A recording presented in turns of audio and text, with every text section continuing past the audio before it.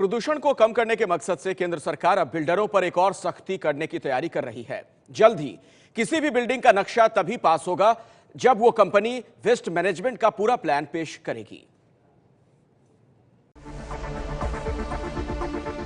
दिल्ली के पास नोएडा और ग्रेटर नोएडा में कई ऊंची बिल्डिंगों का निर्माण हो रहा है। इन बिल्डिंगों के निर्माण स्थल पर काम के दौरान काफी प्रदूषण होता है। इतना ही नहीं, इनसे काफी मात्रा में कचरा भी निकलता है। आंकड़ों के मुताबिक बिल्डिंग निर्माण से निकलने वाले मलबे से उड़ने वाली धूल का वायु प्रदूषण में 20% हिस्सा है।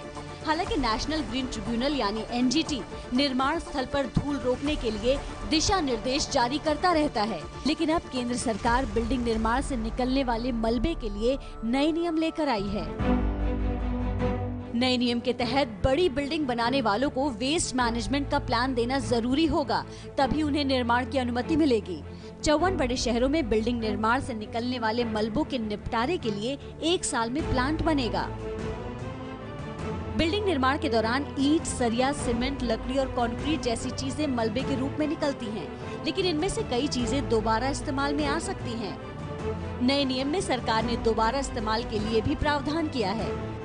राज्य सरकारों की जिम्मेदारी होगी कि वो बिल्डिंग निर्माण से निकलने वाले मलबे में से 20% के इस्तेमाल के लिए प्रोत्साहित करें।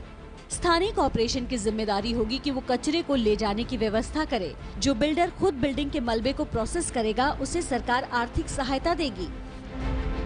केंद्र सरकार जल्द ही इस कानून को अमली जामा पहनाएगी। इसके अलावा इन नियमों का उल्लंघन करने वालों के खिलाफ कार्रवाई के लिए भी नया कानून बनाया जाएगा, जिसमें सजा तक का प्रावधान होगा।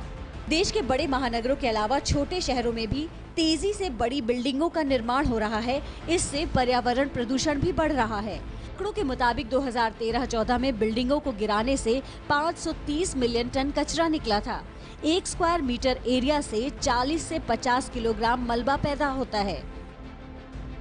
आंकड़ों के मुताबिक 2013-14 में बिल्डिंगों को गिराने से 530 मिलियन टन मलबा निकला था। 1 स्क्वायर मीटर एरिया से 40 से 50 किलोग्राम मलबा पैदा होता है। प्रदूषण कम करने के लिए सरकार का ये प्रयास सही तो लग रहा है, लेकिन नियम पर सही ढंग से अमल होगा, इसे लेकर शंका जरूर है।